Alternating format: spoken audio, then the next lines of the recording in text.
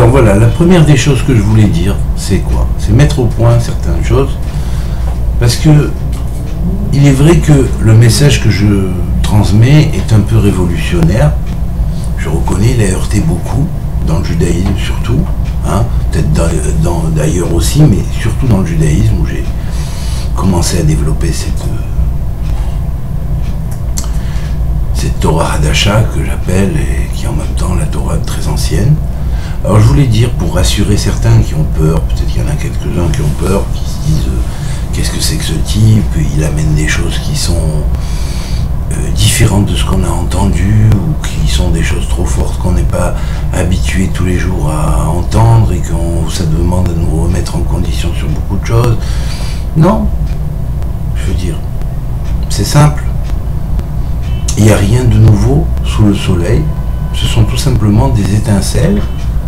Alors pour rassurer, il s'agit, dans ce que je transmets, du judaïsme primordial tel qu'il était connu à l'origine, et non pas après, au cours de la galoute, et notamment après le schisme qui a eu lieu à l'époque de Moré Tzedek à Qumran, avec l'expulsion des Kohanim de Bnei Tzadok du temple, ou du moins l'expulsion d'un côté, et de l'autre côté, bon ben ils ont choisi aussi de partir parce qu'ils en avaient assez de ce qui se passait. Bon, donc effectivement, l'enseignement que je ramène est un enseignement qui se basait avant tout sur les origines, et peut-être moins qui tient compte des choses concernant la galoute, et notamment le système du judaïsme qui s'est développé dans la galoute. Alors je ne veux pas dire que ce système-là n'est pas bon, il est bon, bien sûr, il est bon, mais il est adapté à la galoute, il est adapté aux Juifs dans le ghetto, il est adapté à un schisme qui s'est passé ensuite entre le judaïsme, le christianisme, puis entre le judaïsme et l'islam, et ainsi de suite. Donc tout ça, c'est des conséquences d'une première erreur qui a été faite si on pourrait dire, qui a cassé quelque part une cassure qu'il y a eu dans le judaïsme primordial, qui a fait que le judaïsme est devenu une religion. À partir de ce moment-là, il y a eu effectivement rationalisation de certaines choses, on s'est donné des gvoulottes, des limites, et on a expulsé certains textes qui étaient fondamentaux dans le développement spirituel de l'individu. Et donc aujourd'hui, c'est vrai que, étant donné que ces textes-là n'ont pas été étudiés, alors bien sûr ça fait peur, et quelquefois bon, c'est dénigré par certains qui sont pas assez au courant, qui ne sont pas forcément responsables des erreurs qui ont été commises à l'origine, bien sûr. Mais ces erreurs qui ont été commises à l'origine, on les subit, on est endoctriné, on est enfermé dans un système limitatif qui nous a bloqué finalement de voir le judaïsme en couleur et en joie, alors qu'en fait la Torah dit « je t'ai donné la Torah pour que tu vives par elle et non pas que tu souffres par elle ». Donc en fait ce que Dieu veut, c'est que on arrive à adapter toute chose à la Torah, puisque la Torah c'est la vie, c'est la création, c'est l'univers, c'est les galaxies, c'est les planètes, c'est tout ce qui a été créé, c'est toutes les beautés du monde, c'est toutes les beautés qui ont été créées par la Torah. Donc tout ça, c'est la Torah qui est là derrière tout ça. Eh bien effectivement, bon, ben, elle nous fixe un peu des limites de façon à ce qu'on ne tombe pas dans des choses qui vont nous retarder dans notre évolution spirituelle. Mais encore faut-il comprendre les limites que la Torah elle-même nous pose. Et quelquefois, dans le système galoutique, autant des limites ont été posées par la Torah, certes, mais ont été rajoutées d'autres limites et d'autres limites et d'autres limites et d'autres limitations, peut-être par peur du contact avec le monde extérieur, peut-être par peur de se tromper, de faire trop vite, de se tromper, enfin bref, voilà. Donc voilà ce que je tenais à préciser. Maintenant, hier, on m'a posé la question, mais pourtant Dieu a forcé les enfants d'Israël à accepter la Torah. On dit qu'il leur a mis le Sinaï au-dessus de la tête. Alors j'ai dit, comme ça j'ai répondu, le Sinaï, c'est un har. Har, selon Rabbi Yosef Gikatilia, kabbaliste du Moyen-Âge, contemporain de Rabbi Abraham Boulafia, la Kabbalah névouite, à l'origine de la Kabbalah névouite, eh bien, effectivement, le mot art est classifié dans les mots relatifs à Yesod. C'est un appellatif de Yesod. Har veut dire à la fois enceinte, Hara, une femme enceinte. Har veut dire une montagne, parce que la femme enceinte, donc son ventre grossit, donc elle montagnise quelque part, veut dire symboliquement. La montagne était dans l'origine les lieux d'ascension vers la spiritualité. Alors effectivement, quand on dit il leur a mis le Sinaï au-dessus de la tête, ça ne veut pas dire qu'il les a forcés à recevoir la Torah. Il leur a dit c'est simple, vous avez deux solutions. Ar veut dire aussi Léaher, et la racine de Léaher, aller vite, aller très vite. Passer la vitesse de la lumière, elle est de plus en plus vite, quoi. Alors bien sûr, quand on dit il leur a placé le Sinaï au-dessus de la tête, ça veut dire il leur a dit de toute façon, vous êtes obligé de vous développer spirituellement. Vous avez deux solutions. Soit vous acceptez la Torah et vous vous développez progressivement dans le temps, selon les normes et les normes terrestres de la Torah que je vous donne, sans la banaliser, bien sûr, vous n'allez pas aller la banaliser. N'oubliez pas qu'elle parle le langage de l'homme, mais ce n'est pas le langage de l'homme. En réalité, elle parle le langage de l'homme pour s'adapter à vous, pour que vous la compreniez. Et puis, en fait, derrière ces choses-là, ça veut dire sinon, vous choisissez la voie d'aller tout seul. D'aller tout seul, de monter vous-même vers la montagne, de monter vous-même embryonnairement dans le monde futur, parce que c'est votre développement, c'est le développement, c'est comme ça, l'être humain doit se développer, il est un fœtus en formation pour un autre univers. Alors bien voilà, vous avez deux solutions, soit vous acceptez la Torah, vous prenez les récipients, les kélim, les objets qui vous ont été donnés par la Torah pour pouvoir arriver à la mesure de votre temps, comme dirait Salomon, Dieu a mis le temps dans le cœur de l'homme afin qu'il comprenne mieux l'œuvre qu'il a faite. Eh bien, Vidaguan, soit vous choisissez cette voie, soit ça ira, à un moment donné, les choses vont s'accélérer, et puis vous n'aurez pas les paramètres forcément, et vous serez obligé de les passer de façon parce qu'il faut se développer, et que qu'on le veuille ou non, c'est votre développement. Vous êtes des éternels avant de venir, vous étiez éternels avant de venir sur Terre. Eh bien, vous allez redevenir éternel n'importe comment. Donc, à vous de choisir si vous voulez avoir les paramètres toraniques qui vont vous permettre de développer vos récipients et de vous développer le plus tôt possible avec l'équipement qui permet votre passage vers la renaissance spirituelle dans un monde supérieur, soit éternel, soit vous laissez les choses faire comme ça, et puis alors à ce moment-là, quand ça va s'accélérer, ce sera difficile peut-être pour vous, parce qu'il faudra passer l'Yesod de toute façon, et le Yesod c'est la porte de la transmigration, quand on vient dans ce monde ou quand on va dans l'autre. Voilà, donc quand il dit, il leur a mis le Sinaï au-dessus de la tête, il leur a fait prendre conscience de ce qu'il y avait, et là ils ont compris, ils ont dit oui, nous ferons, nous écouterons, nous ferons, voilà, on fera et on comprendra. Voilà. Donc ça c'était une première mise au point. Maintenant nous allons parler de cette fameuse clé tanachique qui est très très très ancienne, puisqu'en réalité elle datait d'avant Bavel. C'est celle que l'ange a dit à Daniel d'enfouir. Et cette clé, en fait, puisqu'on sait qu'au temps de Salomon, en fait, tout le Tanakh a été scellé. Même les livres qui n'avaient pas encore, les livres des prophètes ou des hagiographes qui n'avaient pas encore eu les personnages matériels ayant existé dans cette terre, eh bien, au temps de Salomon, le Tanakh a été quand même déjà scellé, donc la clé tanachique était là. Voilà. Et donc, cette clé tanachique s'est perpétuée par le biais des Kohanim Bnei Tzadok, et puis ensuite, quand il y a eu la rupture au temple, ils en étaient encore héritiers.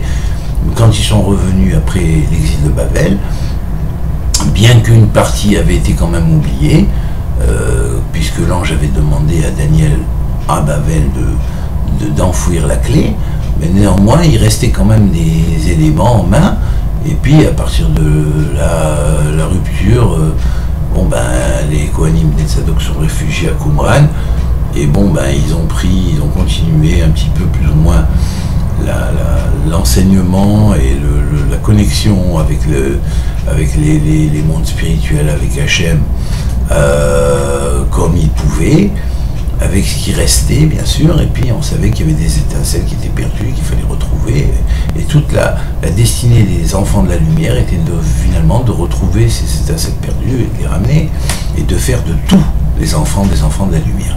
Car en nous, il n'y a pas du bien et du mal en tout noir et blanc.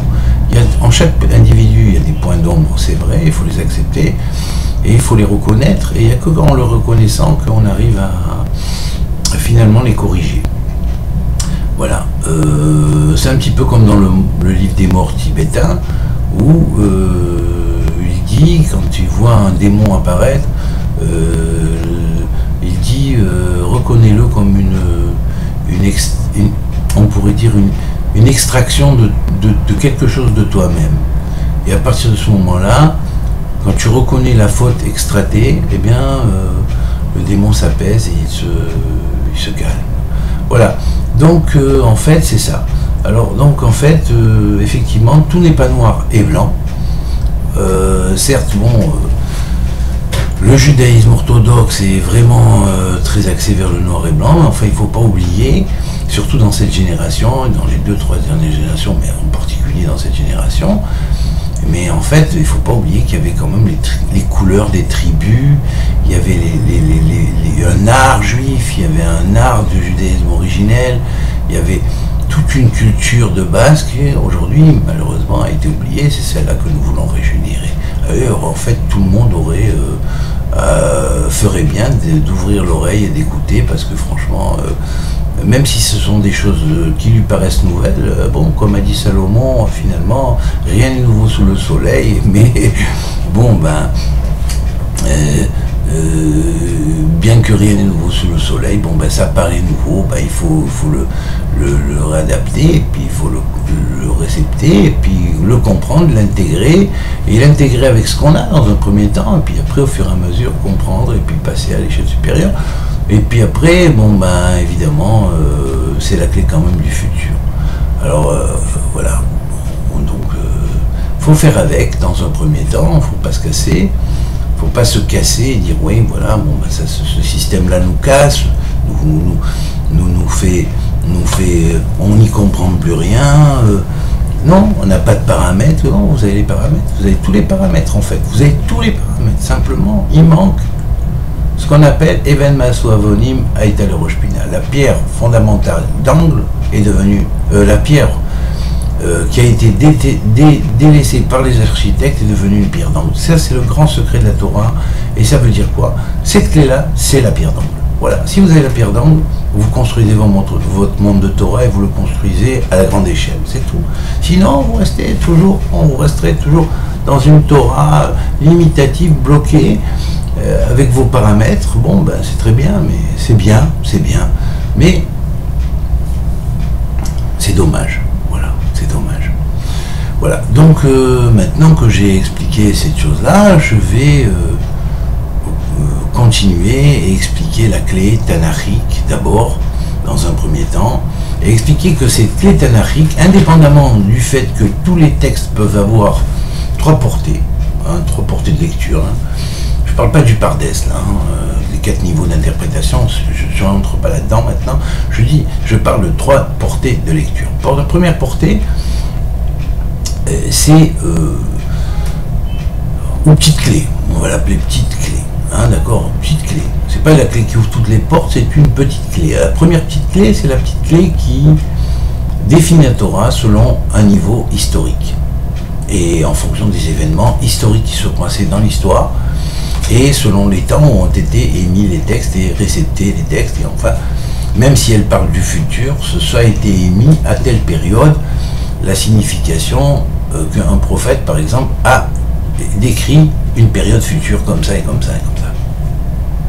Ça, c'est le niveau historique. Et puis, il y a le niveau qu'on appelle scientifique, métaphysique et métahistorique, qui, lui, est au-delà de l'espace, au-delà du temps, et la science même, la connaissance divine qui nous permet de nous transmettre en code secret, plus ou moins connu, moins connu, les secrets cachés dans la Torah. Alors là, si on rentre par exemple dans le Zohar avec Rabbi Shimon Bar Yochai, il nous explique que ne crois pas que la Torah, c'est ce que tu vois, ce que tu lis comme ça. Il faut que tu saches que derrière chaque mot et derrière chaque lettre se cache un mystère des mystères. Alors, un mystère des mystères, il veut dire par là, si la Torah Dieu avait voulu la transmettre comme un livre de grande mystique ésotérique, il n'aurait même pas fait utiliser ce code-là de lecture qui est très humain apparemment. Il aurait pu très bien faire un livre, un Moshe, qui soit un grand livre de Kabbale à très très haut niveau. Non, mais la Torah c'est de la Kabbale concentrée, la plus haute des Kabbales concentrées, et ça, quand on a la clé, il n'y a aucune Kabbale qui fait le poids devant la clé. Aucune. Je suis désolé de le dire. Voilà. Alors, parce que la clé génère tout ce qui existe. Alors, donc, la première petite clé, c'est donc la lecture de la Torah à un niveau historique. La deuxième petite clé, c'est un niveau scientifique et métaphysique et métahistorique automatiquement, au-delà de l'espace et du temps. Et ensuite, il y a une troisième petite clé, qui est la petite clé qui permet de chiffrer les choses dans un ordre temporel, notamment dans les 5 livres de la Torah, et qui met en relation chaque passouk, chaque verset de la Torah, avec une année du monde du Tikkun. Et ce passouk-là, dans sa structure, dans ses lettres, dans sa valeur numérique de ses lettres et tout ça, résume symboliquement, on pourrait dire, tout ce qui se passe dans l'année, et le compile, le concentre, comme une espèce de horoscope sacré, qui maintient en lui toutes les bases de ce qui va se passer dans l'année, bases qui sont connues de Dieu, mais qui n'enlèvent pas le libre arbitre à l'homme. Voilà. Voilà. Ça, ce sont les 3 petites clés. On sait de côté. Ça, c'est surtout les textes. Alors maintenant, nous allons parler de la clé. La grande clé qui ouvre toutes les portes. Alors, la grande clé, elle est triple dans le Tanakh. Elle est triple parce qu'elle a elle est base de 3 structures. La première structure, c'est la division de 5 livres, des 5 livres de la Torah et de tout ce qui suit dans les prophètes et les hagiographes en 24 livres. On appelle ça les Kishute Kala, c'est-à-dire les attributs, les Kishute, comment on appelle ça, les Kishute Kala. Oh, mon français m'échappe, excusez-moi. On pourrait dire les diamants, les parures de la Shérina. La Shérina, c'est la présence divine dans le monde. Alors, comme à une bien-aimée, le bien-aimé offrirait des présents, des cadeaux, eh bien les cadeaux de la division des livres de la Torah en 24 livres sont en relation avec ce qu'on appelle les 24 Kishute Kala, les 24 parures de la bien-aimée, voilà, de la bien-aimée. Alors la Torah est la bien-aimée de Dieu, dans la 24 parures, mais aussi la clé de ce nombre 24, ou de cette division 24, est aussi en relation avec ce qu'on appellerait les 24 tribunaux célestes.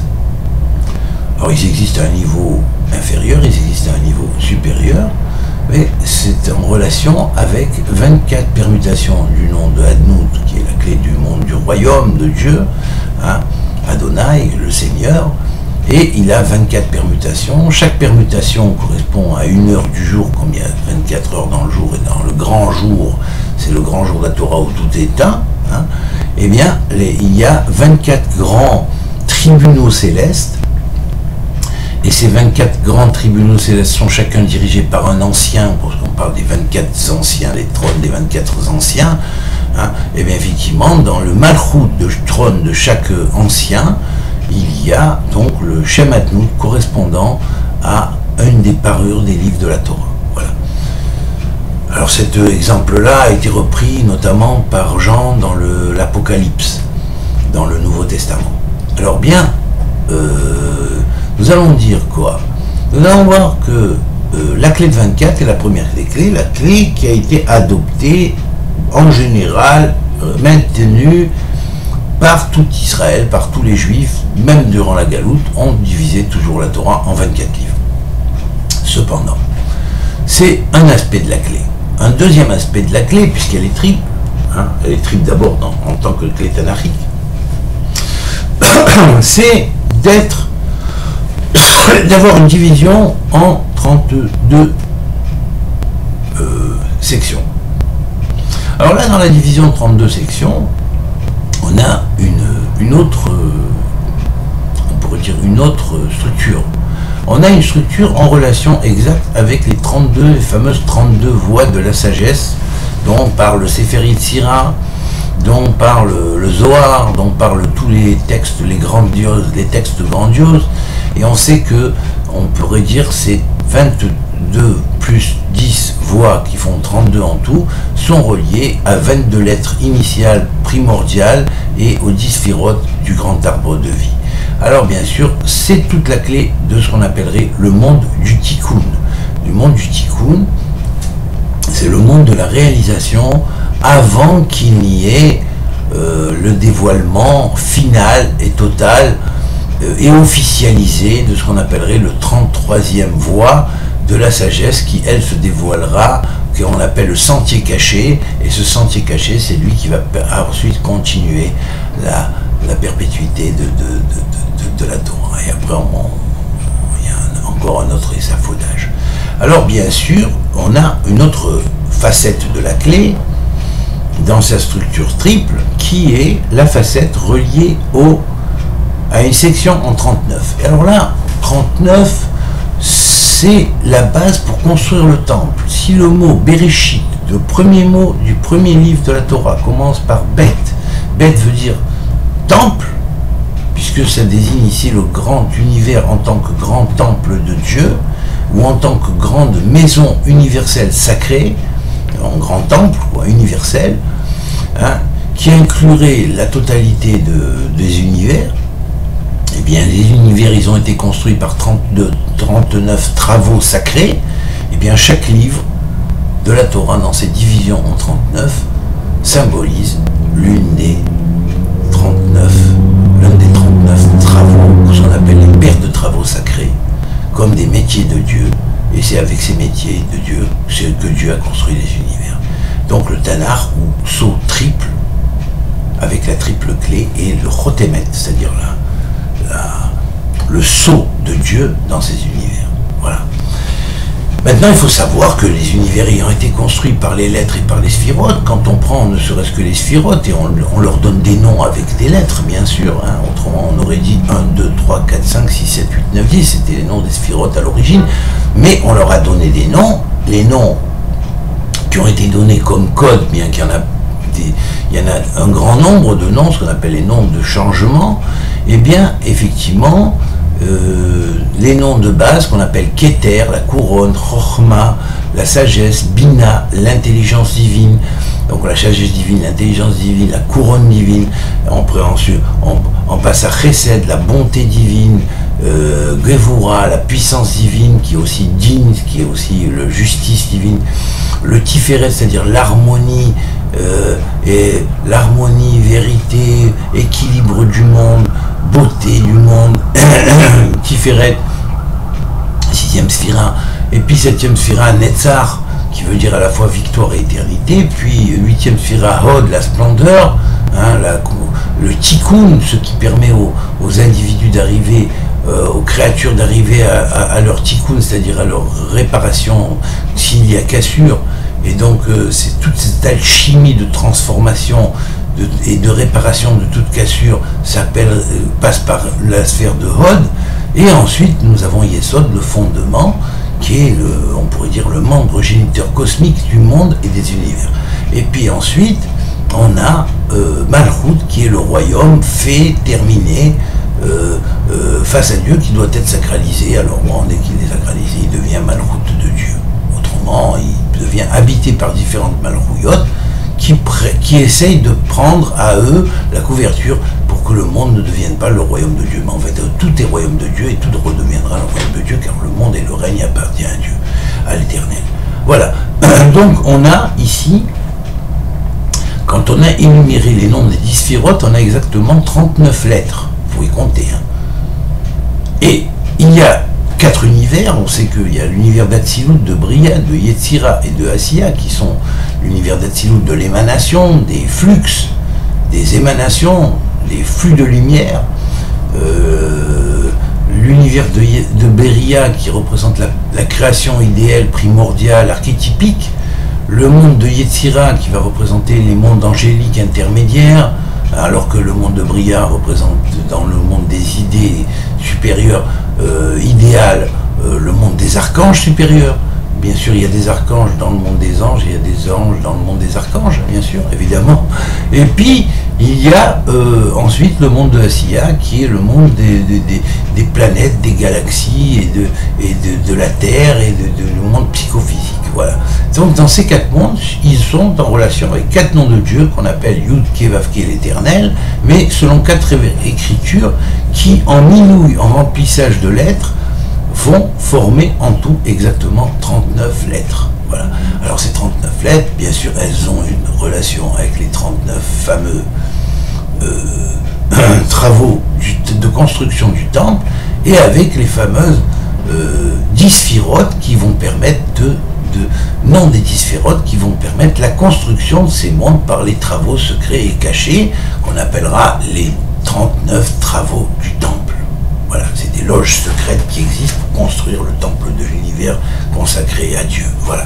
Alors, bien sûr, lorsque nous avons ces 3 structures, il est évident que chaque livre est codé d'après la triple clé. Hein? Donc, une fois codé d'après la triple clé, alors on va voir que pour les 5 livres du Pentateuque, c'est encore plus complexe, mais je ne rentrerai pas dans cette complexité. Hein? Et c'est très profond, mais après ça se génère. Alors ça se génère, voilà. Alors évidemment, maintenant quand on va parler des évangiles, bon, les évangiles c'est quoi?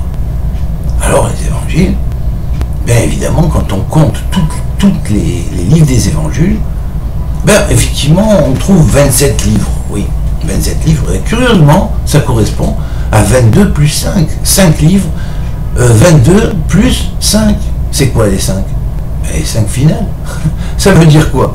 Il n'y a que lorsqu'on arrive au temps vraiment où la rigueur sévit énormément que de la bouche de l'Ensof, 5 finales peuvent venir, et on appelle ça la force du verbe, vont venir pour transformer les rigueurs en bonté et en miséricorde. Donc effectivement, il y a 27 livres, et ça n'a pas été fait comme ça n'a été pas canonisé comme ça.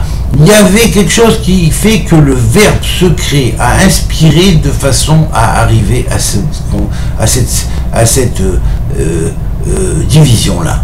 Vous comprenez? Alors ça, c'est la continuité de la clé.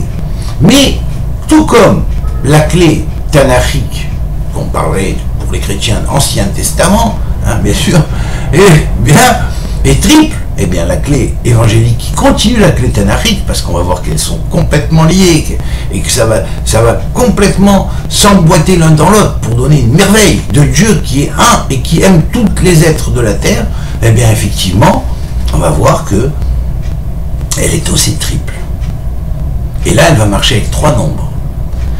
Division en 27, division en 22 et division en 18. Alors bien sûr, la division en 18 va en parallèle avec la division en 24. La division en 22 va en parallèle avec la division de la clé tanachique en 32. Et la division en 27, elle va aller de pair avec la continuité de la division de 39. Voilà. Alors là, à partir du moment où la clé va commencer à devenir opérationnelle, hein, eh bien, effectivement, on va voir qu'il y a emboîtement et continuité totale Et cela, dans le prochain shiur, où on va commencer avec l'évangile de Matthieu, on va montrer comment et en quoi ça s'emboîte, et en quoi ça se continue, et en quoi même cela va se continuer au travers de la clé coranique plus tard. Coran qui a été peut-être l'œuvre de Mahomet dans l'expression de ses révélations, mais qui a été en fait écrit et transcrit par un poète juif qui connaissait parfaitement autant la Torah que l'évangile. Voilà, et donc un élève de Rabbi Yehuda qui était le maître de Mahomet, puisque finalement c'est avec lui que Mahomet a fait ses premières initiations. Voilà. Alors, évidemment, le Coran va avoir, lui, dans sa triple clé, elle va être continuité des clés précédentes, mais elle est toujours fixe à 5. J'expliquerai pourquoi plus tard, lorsqu'on en arrivera là, plus ou moins, parce qu'on va d'abord commencer par le commencement, et puis après on va y arriver avec l'aide de Dieu. Et bien, mais de temps en temps, je brosserai quand même quelque chose. Alors effectivement, on va voir que au niveau du Coran, la division en 5 marche pour la triple clé toranique. Donc en fait, elle reste comme au centre. C'est un peu le centre. C'est le malchout à arranger. Tant que le malchout n'est pas arrangé, eh ben, il y a des problèmes. Voilà.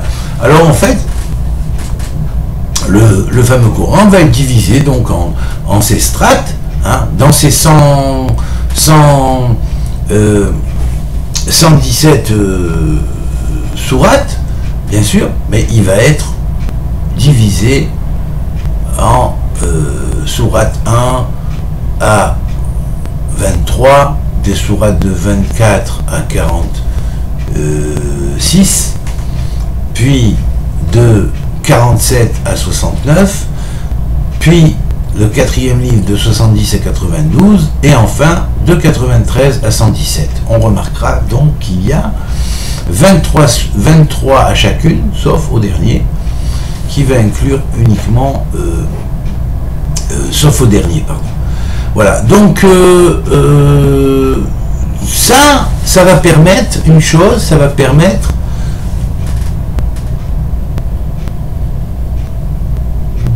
c'est 114 sourates, pardon. Donc ça va permettre, effectivement, c'est la grande clé, ça va permettre de comprendre que dans la structure, ça a bien été tiré d'une Kabbalah de base. Et donc, tout cela se lie à l'Pi Kabbalah, puisque la Torah, c'est de la Kabbalah. Moshe Kibel Torah Missina, il a reçu par la Kabbalah, c'est-à-dire comme une réception divine. La Kabbalah est la réception divine. Alors, évidemment, le reste qui va suivre ensuite sont des différents niveaux de la Kabbalah qui vont être transmis pour des raisons précises. Normalement, à l'origine, s'il n'y avait pas eu rupture que j'expliquais tout à l'heure, au début du cours, avec ce qu'on appelait la rupture du judaïsme primordial, il n'y aurait pas eu besoin d'islam et de christianisme. Tout aurait été dans la même tradition. Seulement comme il y a eu un repli du judaïsme dans une religion, et bien il y a eu une part du judaïsme originel qui est aussi passé dans le christianisme et une autre part du judaïsme originel qui est passé dans l'islam. Voilà. Alors, bien sûr, maintenant, comme j'ai dit, c'est grâce à la quatrième voie qui va être, en fait, si on pourrait dire, le couronnement de toute l'unité des religions monothéistes. Moi, j'appelle parce que c'est l'ami de mon ami, le cousin de mon ami Yves Cohen, qui a donné ce nom. Il a dit, ce type, c'est la connexion prophétique. Voilà, et bien voilà, c'est comme ça qu'on va l'appeler, c'est la connexion prophétique. Effectivement, il a trouvé le bon mot. Bernard Chouraki. Merci beaucoup, merci Yves Cohen et merci Bernard Chouraki. Voilà. Que Dieu vous bénisse, le cours est terminé pour aujourd'hui et la semaine prochaine on attaque la continuité de la Torah, Nevi'im, Ktuvim ou Tanakh au travers de ce qu'on appellera le monde de l'évangile et en l'expliquant avec la clé tanakhique et évangélique dans sa continuité évangélique, et bien sûr, on verra que tout concorde et que tout continue et que c'est tout normal et que ceux qui ont écrit et transcrit des choses de cette manière, et bien derrière eux, la clé les éclairait. Voilà, c'est cette clé dont je vais vous parler la semaine prochaine ou au prochain cours. Voilà. Au revoir mes amis, à tout le monde, au revoir. Et que Dieu vous bénisse et que ça vous apporte quelque chose et que ça vous éclaire les yeux et que vous commenciez à comprendre tous que en fait Dieu veut la paix, il aime le monde, il aime tout l'univers, il aime toutes ses créatures et qu'il faut arrêter avec ces différences parce qu'on est tous issus du même moule. Voilà. Et quand la Torah dit Kol Israël yesh lehem helek leolam haba. Et après on va dire oui, est-ce que les non-juifs aussi ont helek leolam haba? Mais bien sûr que les non-juifs aussi. À partir du moment où quelqu'un est intègre avec Dieu, c'est ce que veut dire Israël, Yachar El, il est Dieu, il est direct avec Dieu et intègre vis-à-vis de Dieu, et il prend la voie droite vis-à-vis de Dieu, automatiquement,